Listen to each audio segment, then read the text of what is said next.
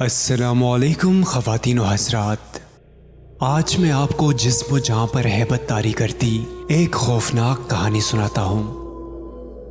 امی مجھے ایک کھٹارا سائیکل نہیں لے کر جانی آج۔ میں اس فٹیچر سائیکل کی وجہ سے اتنا لیٹ ہو جاتا ہوں اور میرے کالج کے دوست میرا مذاق بناتے ہیں۔ ہر روز یہ وہیں آ کر پنکچر ہو جاتی ہے، کبھی اس کا چین ٹوٹ جاتا ہے، مجھے وہاں سے پیدل چلنا پڑتا ہے۔ میں اپنی بات پوری کیے بنا ہی رک گیا اور اپنی ہی بات کو سوچنے لگ گیا۔ سائیکل کا چین آج تک ایک ہی جگہ ٹوٹتا تھا اور سائیکل پنکچر بھی وہیں ہوتی تھی۔ یہ ماجرا کیا ہے؟ اسی سوچ میں گم تھا کہ امی کی آواز نے اس سوچ سے نکال دیا۔ اب کہاں کھو گئے؟ کچھ نہیں، میں کہہ رہا تھا کہ مجھے یہ سائیکل نہیں چلانی، مجھے نئی سائیکل لے کے دو۔ میرا دھیان ابھی بھی اسی طرف تھا۔ وہ گلاب کے پھول اس سڑک پر کیسے آتے ہیں؟ اس سڑک سے کوئی نہیں گزرتا تھا، نہ کبھی مجھے راستے میں کوئی ملا تھا۔ یہ جنگل کا راستہ تھا، پر مجھے کبھی اس سے ڈر نہیں لگا تھا۔ ہمیشہ اس راستے سے روز آتا تھا، پر اپنی فٹیچر سائیکل سے بہت تنگ تھا، جو مجھے راستے میں بہت تنگ کرتی تھی۔ کبھی سائیکل کا چین ٹوٹ جاتا تو کبھی سائیکل پنکچر ہو جاتی۔ حالانکہ ابو نے مجھے کالج جوائن پر یہ سائیکل نہیں لے کر دی تھی، پر یہ سائیکل اس جنگلی راستے پر چلنے سے فٹیچر ہو گئی چند دن میں۔ یہ اس وقت کی بات ہے جب موبائل فون نئے نئے آئے تھے، ہر شخص کے پاس نہیں تھا، اکا دکا لوگوں کے پاس تھا اور ان کی بہت ویلیو تھی۔ اس سادہ سے فون کو دیکھ کر حیرت ہوتی تھی کہ اس میں کوئی تار نہیں ہے، کیونکہ گھر میں ایک PTCL لگا ہوا تھا، مجھے بس اسی کا پتا تھا۔ ہائی اسکول پاس کرنے کے بعد میں نے شہر کے ایک کالج میں داخلہ لیا، جس کو دو راستے پڑتے تھے۔ ایک کچا جنگل کا راستہ تھا جو شارٹ کٹ تھا، میں نے وہی راستہ چنا۔ شاید وہی راستہ میرا سب سے بڑی غلطی بن گیا۔ پہلے دن اس راستے سے بہت خوف آیا، پھر اللہ کو یاد کرتے ہوئے میں اس راستے سے گزرتا چلا گیا۔ اس راستے میں سب سے خوفناک ایک جگہ تھی۔ دو نہروں کے درمیان ایک پرانی بلڈنگ تھی جو بہت دیر سے بند تھی۔ اس کے سامنے والے دروازے بھی آدھے ٹوٹے پھوٹے تھے۔ میں دور سے اس حویلی نما بلڈنگ کو رک کر دیکھتا اور چل پڑتا۔ مجھے پرانی بلڈنگ میں جانا، وہاں بیٹھ کر محسوس کرنا اور ان میں گھومنے کا بہت شوق تھا، پر خوف کی وجہ سے میں اسے دور سے دیکھتا اور چل پڑتا۔ مجھے اس راستے پر آتے جاتے 3 مہینے ہو چکے تھے۔ جون کا مہینہ تھا، گرمی عروج پر تھی، دوپہر کا وقت تھا۔ میں کالج سے گھر جا رہا تھا، گرمی سے برا حال تھا، سائیکل تیز چلانے سے بھی گھبرا رہا تھا۔ میں اس حویلی کو دیکھتے ہوئے گزر رہا تھا کہ میری نظر ٹوٹی پھوٹی سڑک کے درمیان ایک گلاب پر پڑی۔ یہ پھول فریش تھا، جیسے ابھی ہی اسے کسی نے توڑ کر پھینکا ہو۔ گلاب کا پھول، اور یہاں میں نے سائیکل روکی اور جھک کر اٹھانے لگا تو مجھے محسوس ہوا جیسے میری کمر پر کسی نے ہاتھ رکھا ہو۔ میں ایک دم سیدھا ہو کر پیچھے دیکھا تو پیچھے کوئی بھی نہیں تھا۔ مجھے محسوس ہوا جیسے میری کمر پر کسی نے ہاتھ رکھا ہو۔ میں ایک دم سیدھا ہو کر پیچھے دیکھا تو پیچھے کوئی بھی نہیں تھا۔ یہ ہاتھ رکھنے کا احساس مجھے بہت اچھے سے محسوس ہوا تھا، پر اس احساس کو اتنا ضروری نہیں سمجھا۔ سمجھتا بھی کیسے؟ اس ویرانے میں میرے سوا کوئی دور دور تک نظر نہیں آ رہا تھا۔ میں پھر سے پھول اٹھانے کے لیے جھکا۔ اس بار ہوا کا ایک جھونکا آیا اور پھول سڑک کے کنارے پہ جا پہنچا۔ عجیب بے چینی سی دل میں ہونے لگی تھی۔ گرمی اتنی شدید تھی کہ میں نے پھول کو اگنور کیا اور ایک درخت کے سائے میں سائیکل روکا۔ وہیں درخت کے نیچے بیٹھ گیا، بیگ سے پانی کی بوتل نکالی اور پینے لگا۔ گرمی تھی یا کچھ، اور میرا دل گھبرا رہا تھا۔ میں نے شرٹ کے بٹن کھولے اور درخت سے ٹیک لگا کر ٹانگیں پھیلا کر خود کو ریلیکس کر رہا تھا کہ مخالف سمت ہوا چلی تو گلاب کا پھول سیدھا اڑتا ہوا میرے پاس آ گیا۔ میں نے جلدی سے پھول کو ٹہنی سے پکڑا اور اسے غور سے دیکھنے لگا، پھر آس پاس کھیتوں میں دیکھنے لگا کہ کہیں گلاب کا کوئی پودا تو نہیں جہاں سے ٹوٹ کر یہ یہاں آیا ہو۔ میرے بار بار نظر دوڑانے کے باوجود مجھے وہاں پر کوئی پودا نظر نہیں آیا۔ پانی کے 2-4 گھونٹ پیے اور میری نظر پرانی حویلی پر پڑی۔ دل ہی دل میں سوچ رہا تھا اس پرانی حویلی میں ضرور جایا جائے۔ 2 چھوٹی چھوٹی نہروں کے درمیان یہ پرانی حویلی اور ہرا بھرا گھاس، بنانے والے نے بھی یہ حویلی کمال کی بنائی ہے۔ کاش میرا گھر ہوتا۔ میں دل میں خود سے ہی باتیں کر رہا تھا۔ اس درخت کی ٹھنڈی چھاؤں میں بہت سکون آ رہا تھا۔ میں گلاب کو سونگھتے ہوئے اپنی گال پر پھیر رہا تھا۔ آنکھوں میں نیند آنے لگی، وجود بے جان سا ہو رہا تھا۔ میں یوں ہی ٹانگیں پھیلائے بیٹھا تھا کہ پتہ ہی نہیں چلا کہ کب میں نیند کی وادی میں کھو گیا۔ یہ نیند نہیں، ایک قسم کی بے ہوشی تھی، جیسے مجھے بے ہوش کیا گیا ہو۔ کچھ گھڑی گزری ہوگی کہ مجھے کچھ عجیب سا محسوس ہونے لگا۔ ایک عجیب سی خوشبو محسوس ہو رہی تھی جو کسی انسان کی نہیں تھی۔ مجھے لگ رہا تھا میرا سر کسی کی گود میں ہے اور گال سے ہاتھ پھیرتے ہوئے بالوں میں انگلیاں چلا رہا تھا۔ میں نیند سے ہلکا سا بیدار ہوا تو اٹھنے کی کوشش کرنے لگا۔ مجھے محسوس ہوا جیسے میرا وجود جکڑا ہوا ہے۔ میں ایک دم جھٹکا کھا کے اٹھا تو گلاب کا پھول جو میرے سینے پہ تھا وہ زمین پر گر گیا۔ میرا منہ درخت کی طرف تھا۔ میں اپنی شرٹ سے لگی ہوئی گھاس جاڑ رہا تھا۔ حیرت میں گم تھا کہ میں درخت سے ٹیک لگا کے بیٹھا تھا، پر جب آنکھیں کھلی تو میں زمین پر لیٹا ہوا تھا۔ یہ سب ماجرا کیا ہے؟ ہلکا سا ڈر محسوس ہو رہا تھا، پر میرے سوا وہاں کوئی بھی نظر نہیں آ رہا تھا جسے میں یہ الزام دیتا، اور گلاب سینے پہ موجود تھا جس پر نظر پڑتے ہی میں نے پھر سے اسے اٹھا لیا اور بیگ کی زپ کھولتے ہوئے اندر ڈالا اور سائیکل چلاتے ہوئے گھر کی جانب بڑھا۔ میرا سر وزنی سا ہو رہا تھا اور چکر سے بھی آ رہے تھے۔ آنکھیں پوری طرح سرخ ہوئی تھی۔ سائیکل بمشکل چلا رہا تھا۔ گھر پہنچتے ہی سلام کیا اور سائیکل کھڑی کرتے ہی اپنے بیڈ روم میں داخل ہو گیا۔ بیگ ایک طرف پھینکا اور لیٹ گیا۔ اتنی خاموشی سے میں پہلے کبھی گھر داخل نہیں ہوا تھا، اس لیے سب مجھ پر حیران تھا۔ میں تکیے پر سر رکھ کر اسی لمحوں کو سوچ رہا تھا کہ امی گھر میں داخل ہوئی۔ احمد بیٹا کیا ہوا؟ امی جی کچھ نہیں، میں نے آہستگی سے کہا تو وہ میرے پاس آ کر بیٹھ گئی اور ماتھے پر ہاتھ پھیرنے لگ گئی۔ بیٹا خیر تو ہے، تم چپ ہو۔ پھر امی ایک دم چونک کر بولی، تمہیں تو بخار لگ رہا ہے۔ ہیں بخار؟ میں نے حیرانی سے کہا تو انہوں نے اپنا ہاتھ الٹا کر کے میری گردن پر لگایا۔ احمد بیٹا تمہیں بخار ہے؟ ابھی آئے تمہارے ابو تو ڈاکٹر کو بلاتے ہیں۔ ان کے منہ سے بخار کا سنتے ہی مجھے اپنی طبیعت میں کچھ تبدیلی محسوس ہونے لگی۔ پورا جسم ٹوٹنے لگا میرا۔ کچھ دیر گزری، میں تیز بخار میں مبتلا ہو گیا اور بے ہوشی پھر سے مجھ پر طاری ہو گئی۔ بخار کی حالت میں بھی وہی سب کچھ یاد آ رہا تھا۔ درخت کے نیچے آخر وہ ہوا کیا تھا؟ کچھ روز میں بخار ٹھیک ہوا تو میں نے دوبارہ کالج جانے کا فیصلہ کیا۔ آج 5 روز کے بعد اسی راستے سے کالج جا رہا تھا۔ میں اسی راستے سے گزرا تو محسوس ہوا جیسے کوئی چیز مجھے اپنی طرف کھینچ رہی ہو۔ میں نے گزرتے ہوئے اسی درخت کو دیکھا جہاں پر میں اس دن لیٹا ہوا تھا۔ جیسے ہی نظر پڑی ایک دم رک گیا۔ درخت کے نیچے ایک نوٹ بک پڑی تھی۔ میں نے سائیکل سٹینڈ پر لگائی اور جا کر دیکھا تو حیرت سے آنکھیں پھٹی کی پھٹی رہ گئی۔ یہ تو میری نوٹ بک ہے، یہاں کیسے؟ اوپر میرا نام لکھا ہوا تھا۔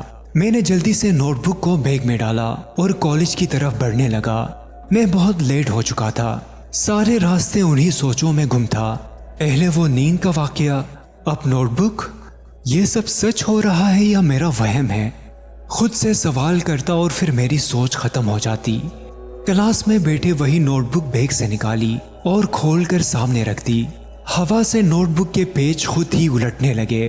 میری نظر ایک پیج پر پڑی جس پہ کچھ لکھا تھا جو رائٹنگ میری نہیں تھی۔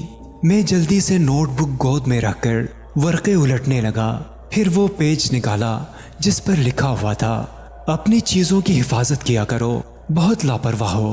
یہ رائٹنگ ایسی تھی کہ میں حیران تھا۔ میں نے جلدی سے اپنے سب دوستوں کی نوٹ بک لی اور سب کے ساتھ رائٹنگ میچ کرنے لگا، پر کسی کے ساتھ میچ نہیں ہو رہی تھی۔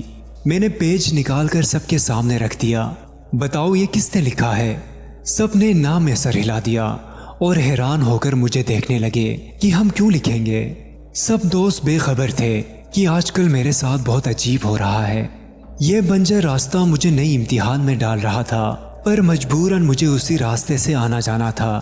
اس لمبے راستے سے میں نہیں جا سکتا تھا۔ کالج سے چھٹی کے بعد میں روز کی طرح اس راستے سے واپس گھر جا رہا تھا۔ ایک نہر کا پل کراس کیا تو میں حیرت سے ایک دم رک گیا۔ پوری سڑک پھول کی پتیوں سے بھری ہوئی تھی۔ یہ پتیاں گلاب کے پھولوں کی تھی۔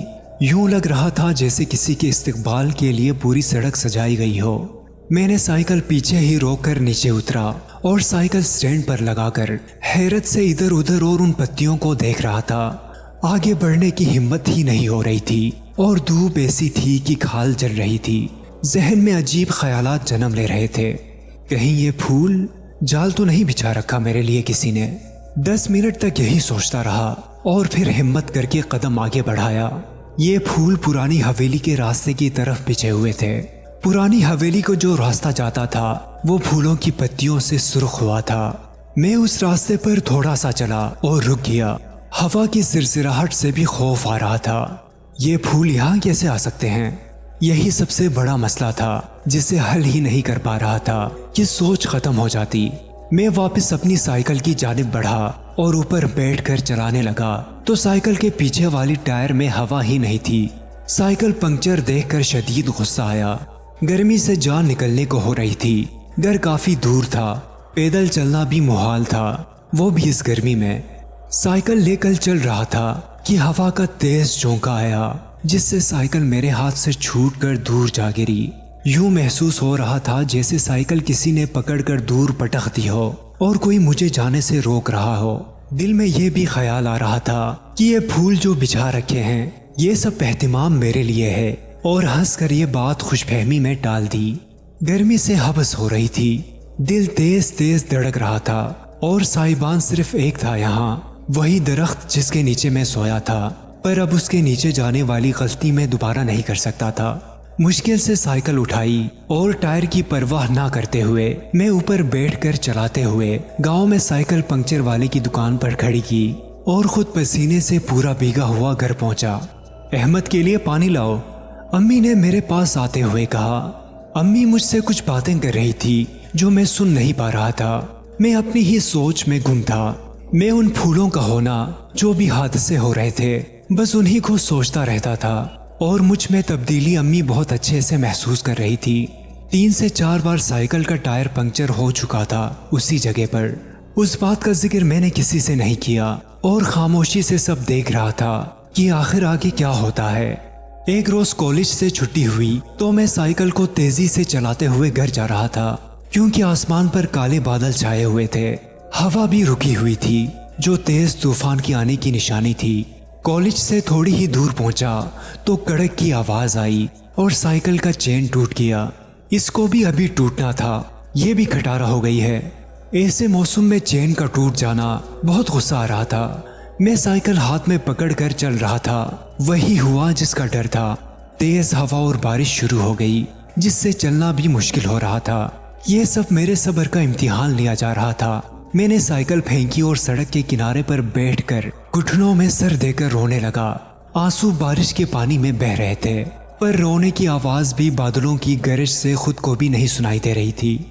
अहमद, मेरे कानों में एक आवाज पड़ी जैसे कोई मुझे पुकार रहा हो। मैंने चौंक कर इधर उधर देखा, कोई भी ना था। बारिश भी तेज थी, कुछ भी ठीक से नजर नहीं आ रहा था। मैंने साइकिल उठाई और चल दिया।